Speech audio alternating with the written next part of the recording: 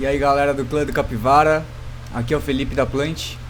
Vou falar um pouco para vocês sobre espectro, intensidade de luz e também dar algumas dicas de como fazer para escolher a luz adequada para o seu cultivo, para atender às suas necessidades.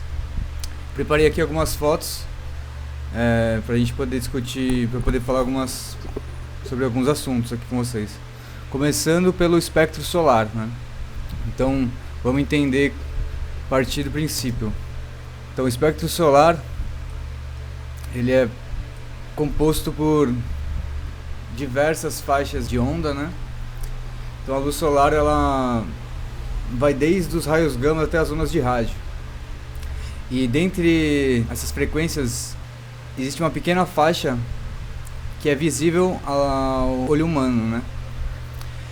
Essa faixa ela vai de 400, um pouco menos de 400, 370, alguma coisa assim, até 700 e poucos nanômetros.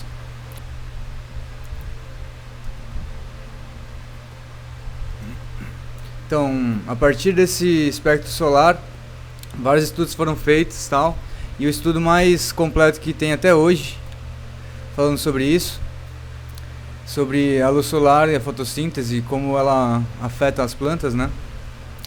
Eles chegaram a essa curva que é chamada curva RQE. Essa curva ela representa toda a faixa do espectro que afeta a fotossíntese. Então, podemos dizer que desde os 300 até os 800 praticamente tem faixas espectrais que induzem a planta a fotossíntese. E dentre todos os espectros da luz solar e da luz visível principalmente, tem alguns que se destacam, né? Então os primeiros experimentos, os primeiros testes que foram feitos, a galera chegou à conclusão que a luz azul e a luz vermelha são as mais eficientes na fotossíntese. Aqui a gente também tem a região definida como a região par. Essa região é a região mais eficiente do espectro. Então você vê que esse recorte ele tem uma eficiência muito maior na fotossíntese do que essa parte. Então todas essas medidas que a gente está discutindo, até que tem nesse módulo, sobre ppfD e ppf, que é a quantidade de fótons emitidos por uma fonte de luz, a quantidade de fótons que chegam até a planta, eles se baseiam nessa faixa do espectro para chegar nas medidas. Então, ela ainda deixa de contar com uma parte que ainda tem um efeito sobre a fotossíntese, incluindo os far heads e a luz UV, né? Inclusive tem novas formas de medir a luz que incluem essa faixa, que é o sistema fitométrico, um sistema um pouco mais completo, mas que a gente não vai entrar nesse sistema.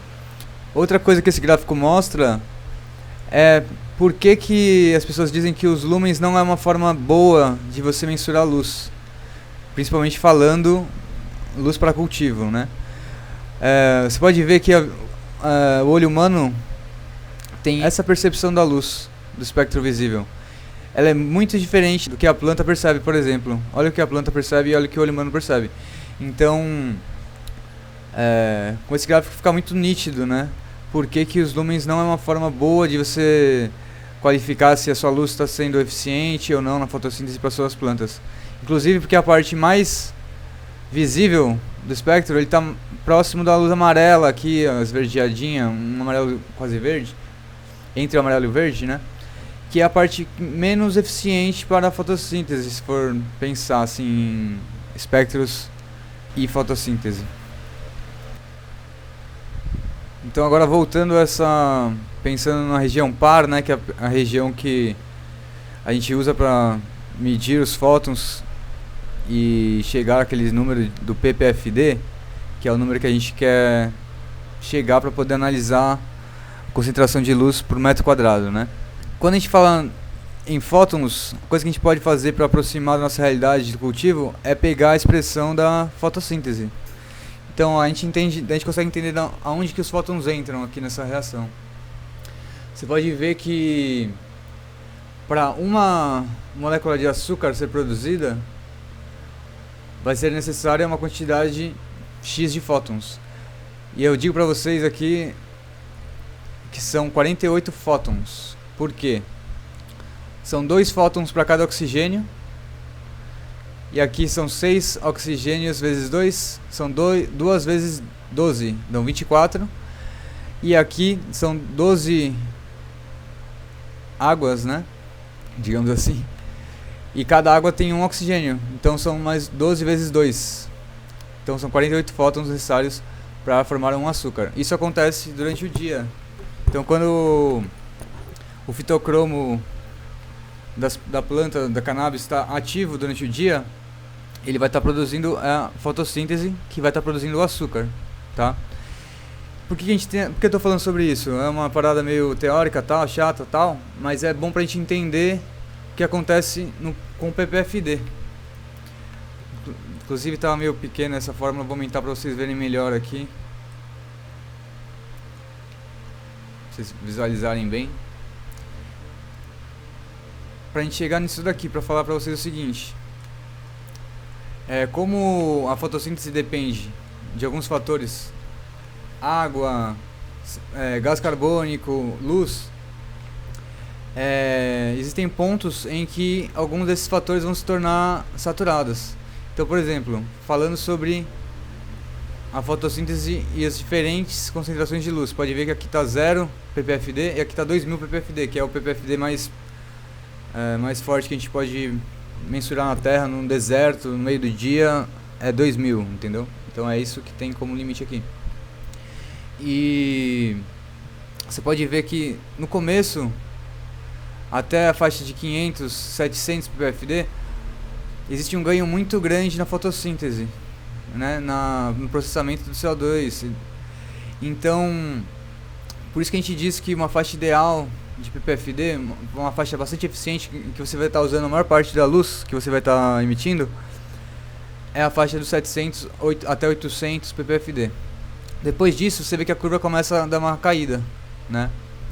Isso acontece porque existe uma concentração de CO2 na atmosfera que ela é limitante, ela é estável, né? Agora a concentração das últimas medidas, acho que foi próximo de 400 partes por milhão de CO2. Então, como tem uma concentração X de CO2, vai ter uma hora que vai ter, se você for aumentando a luz, você vai ter lumens sobrando que não vão estar entrando nessa reação de fotossíntese, porque vai estar faltando CO2. Por isso que a gente diz que a partir de 1000 ppfd é bom você ter uma suplementação de CO2 para poder alavancar essa reação da fotossíntese e você aproveitar todos os fótons que você está emitindo pelo seu painel. E a gente diz, uma faixa ideal, né, que a galera costuma usar é próximo a 1500, né, partes por milhão. Já é 4 vezes mais do que a concentração na atmosfera normal. E aí você vai conseguir aproveitar bastante a sua luz. Pode chegar até 1500 ppfd, que ainda vai ter uma boa utilização da luz. Outra parte, uma coisa que é um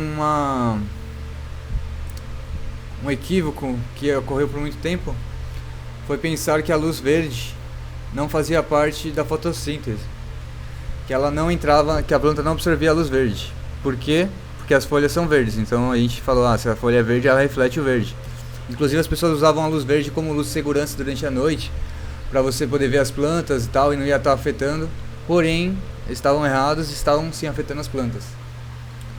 Hoje, descobriram que a luz verde ela é muito importante. O que ocorre? Na superfície da folha, os receptores principais, eles estão atrelados à luz mais azulada e à luz vermelha. Então na superfície da folha, a fotossíntese ocorre numa taxa maior quando recebem fótons vermelhos e azuis. Porém, na parte interna da folha, o espectro que mais se espalha é o espectro verde, justamente porque a folha é verde, o espectro que mais se espalha é o verde. E estudos dizem que ela absorve de 50% até 90% da luz verde. Ou seja, a luz verde é muito importante. E outra coisa, acima de 1000 ppfd, a superfície da folha ela fica saturada. E a parte mais eficiente a ser adicionada no espectro a partir daí é a parte da luz verde. Nessa ocasião, a luz verde se torna mais eficiente, tanto quanto a luz vermelha no geral, e mais eficiente do que a luz azul na fotossíntese. Isso mostra porque os painéis full spectrum, que se dizem full spectrum e tal, tem muito menos verde do que o resto. Você vê a comparação com painéis com luz branca e vê como tanto a produtividade é melhor, como a morfologia das plantas é melhor. Então, isso é um mito que foi desbancado. Outra faixa do espectro muito importante, que tem bastante influência sobre a planta, sobre as plantas, são as partes fora do espectro visível. Primeiramente vamos falar do Far-Red. O Far-Red ele tem dois efeitos principais sobre as plantas, né? Durante o dia, o Far-Red somado à luz vermelha, ele gera um efeito chamado efeito Emerson Effect, que ele tem um ganho significativo na fotossíntese, que digamos que o ganho é superior à soma dos potenciais fotossintéticos da luz vermelha e da luz Far-Red. Fica mais fácil de entender isso se a gente falar, por exemplo, em vez de 1 mais 1 ser igual a 2, 1 mais 1 é igual a 3, entendeu? Em potencial de fotossíntese. Então isso é uma coisa que diversas tecnologias não usam, né? São coisas que estão começando a ser utilizadas hoje em dia e é possível ver um ganho significativo. Falando também sobre o espectro, só para dar um remember aqui, o HPS ela tem bastante Far-Red e luz vermelha. Então você consegue ver o crescimento do HPS comparado a um painel full spectrum e tal, como ele tem um crescimento bem maior, né, em estrutura das plantas e até quantidade de produção, né, tamanho dos buds, densidade e tal. Porém ele não tem a luz azul, não tem a luz verde, então você tem uma perda aí no sabor, né, porque a luz azul tem bastante atrelada à produção de óleos essenciais, a luz UV também. Então só dando um remember aí sobre espectro e falando sobre o HPS que é bastante usado. Agora voltando ao Far-Red. Tem até alguns estudos que já encontrei falando que o aumento combinando 700 nanômetros com 780 mais do que duplica a quantidade a taxa de fotossíntese. Isso eu achei um pouco até a mais do que o esperado, assim. Eu acredito que para cannabis não seja tão grande assim essa diferença, né? Aqui tem um gráfico que eu acredito ser um pouco mais próximo do que a gente trabalha, né?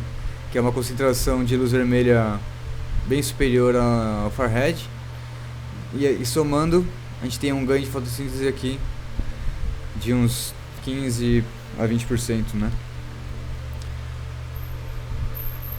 Outra coisa que eu queria falar é sobre o efeito pôr do sol, né, que o Far-Red também pode ter. Aqui a gente vê o espectro da luz durante o dia, né? A gente vê aqui, por exemplo, meio do dia, luz solar no meio do dia. Então a gente vê que a concentração de luz azul, ó, verde, amarela, ela é superior à luz Far-Red, né? No meio do dia. Se a gente somar a luz do sol com a luz que vem do céu azul, a gente tem ainda um ganho de UV, né? Então isso justifica também porque tem mais UV no meio do dia, né? Porque a gente usa UV no meio do dia, porque no meio do dia é que tem mais concentração de UV. Agora a gente pega aqui o espectro do pôr do sol.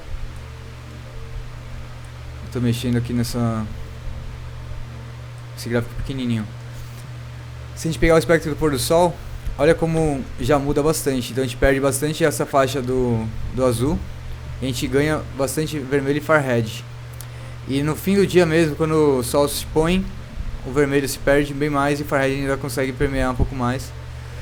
E é o momento em que o fitocromo, aquele mesmo que estava ativo durante o dia produzindo glicose, agora de noite, quando a concentração de luz Far-Red for maior do que a luz vermelha, ele vai entrar na sua forma inativa e ao invés de fazer a fotossíntese, ele vai só ter o ciclo respiratório e vai sintetizar aquela glicose produzida durante o dia em flores e crescimento e etc. E esse efeito, né, que a gente copia o efeito do pôr do sol, ele tem um ganho muito legal no cultivo indoor, que é um ganho de tempo. A planta normalmente, se você simplesmente apagar a luz, ela vai demorar 1 a 2 horas para dormir. Então você tem 1 a 2 horas perdidas durante cada dia do ciclo. Então, botando elas para dormir com Farhead, elas vão ganhar aproximadamente 1 hora e meia de sono por noite. Isso somado no final da floração vai dar aproximadamente 4, 5 dias inteiros, né? Além disso, você vai ter 4 ou 5 dias menos gasto de luz, né? Então também tem uma economia, além de tempo, uma economia monetária aí na eficiência também. Outra parte do espectro que não é visível e é pouco explorada pela maior parte das tecnologias de cultivo é a luz UV. Então aqui você vê o espectro visível, né, de 400 a 700, e a UV vem desde 10 nanômetros até 400. A faixa de UVC, ela praticamente se dissipa quase toda na camada de ozônio, e essa faixa ela é mais prejudicial à saúde, ela é mais mutagênica, né? Ela tem uma ação de mutação sobre os genes dos organismos. A faixa mais recomendada é a faixa do UVB e do UVA. O UVB ele ainda tem uma ação sobre o tecido humano, tal. Por exemplo, você pode machucar o olho olhando para a luz UVB, você pode queimar a pele, até porque o bronzeamento artificial, aqueles aparelhos que você vê, eles usam a luz UVB para promover o bronzeamento. E essa teoria da luz UV para o cultivo da cannabis, ela veio observando como a cannabis se dá naturalmente. Se você pegar as espécies nativas próximas ao litoral, próximas ao nível do mar, a concentração de UV é bem menor. Você vai observar, se a gente voltar naquele gráfico, é mais próximo disso, entendeu? Tem muito mais luz vermelha, então as plantas são mais esticadas, tem mais Farhead, as plantas são mais compridas. Em compensação, se você pegar, aqui é o sol, o céu do hemisfério norte, né? Ou do hemisfério sul, dos polos, digamos assim. Se você pegar o espectro dos hemisférios e o espectro dos lugares de maior altitude, eles vão ter uma concentração muito maior de azul e uma concentração de UV muito maior também. Você pode ver aqui quanto UV que tem, né? E a partir daí eles compararam a concentração de THC das plantas, por exemplo, lá na região do Afeganistão e da região equatorial e perceberam que quanto mais UV as plantas recebiam, mais potentes elas ficavam. A partir daí realizaram alguns estudos e comprovaram em algumas espécies de cannabis um aumento de até 29% na concentração de THC, comparando a plantas que não tiveram radiação UV no seu crescimento. E outra coisa boa da radiação UV, de você adicionar UV no seu espectro, é o controle de patógenos, bactérias e fungos. Já foram feitos testes também que concluíram que a partir de 250 nanômetros até 350 aproximadamente, esses raios UV têm ação de matar fungos e bactérias. Por exemplo, se você cultiva numa região muito úmida, muito quente, a propensão a você ter fungo é muito maior. Então uma forma de controlar isso sem ter que botar um ar-condicionado é botar um painel UV. Além de aumentar a concentração de THC, que é uma substância que diminui sua produção em altas temperaturas e a umidade alta, você também vai ter um controle maior sobre mofo e patógenos das suas plantas. Agora vamos chegar a uma pergunta muito importante, que é: como eu escolho minha luz para cultivo? No nosso site da Plant tem a calculadora que a gente desenvolveu. Ela é bem fácil de usar e é uma forma boa da gente pensar em espaço, qual a potência de cobre que você vai precisar, qual a potência de painel que você vai precisar no seu cultivo. Geralmente as pessoas chegam pra mim falando, pô, tem uma tenda de 1 metro, tem uma tenda de 1,5 m. Essas pessoas elas estão acostumadas a cultivar com painéis full spectrum ou painéis HPS, né? E essas tecnologias, a produtividade por metro quadrado é mais baixa do que a dos COBs. Então quando as pessoas chegam com uma tenda gigante pra mim falando, pô, qual que é o melhor painel pra minha tenda? Eu vou falar, pô, cara, o melhor painel pra sua tenda de 1,20 por 1,20 vai ser pelo menos um PL 500. Vai estar numa taxa boa de floração, entendeu? Porém, não é a pergunta certa, né? Qual a melhor iluminação para minha tenda? Talvez a pergunta certa a se fazer é quanto eu quero produzir, quanto eu preciso produzir. Então, por exemplo, com um painel de 160 watts em uma tenda de 60 por 60, a gente chega numa concentração de 900 ppfd. Se a gente aumentar um pouquinho, porque vamos deixar isso aqui um pouquinho mais razoável.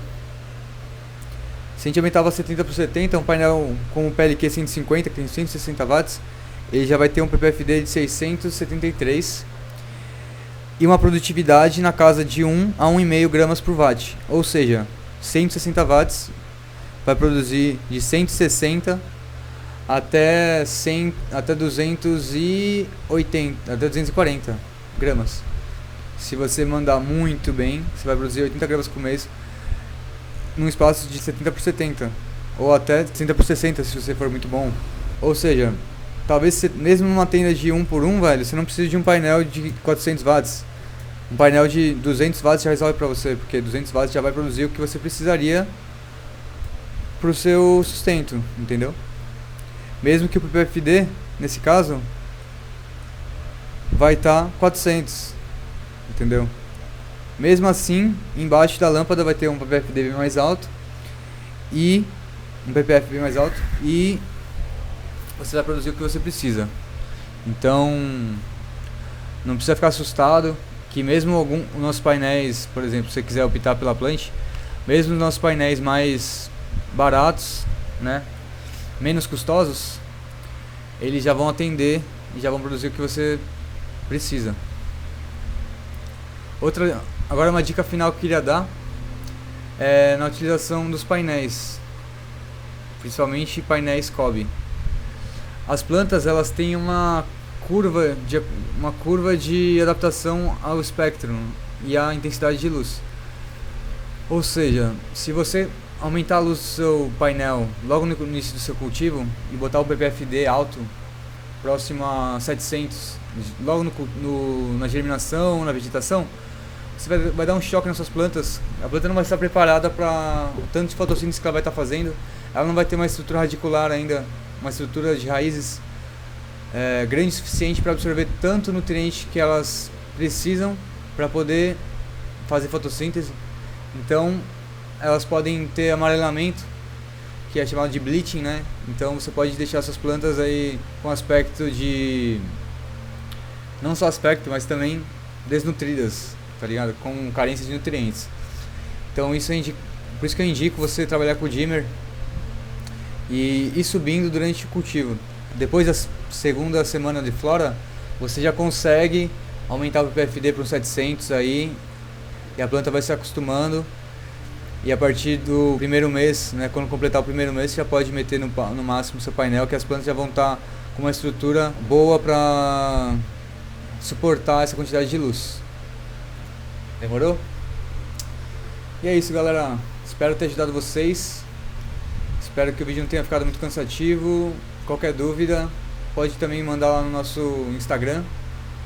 E visite nosso site, mexa na calculadora. Fique mais próximo da tecnologia. E é isso aí. Quando vocês quiserem, estamos esperando vocês aqui. Valeu, um abraço.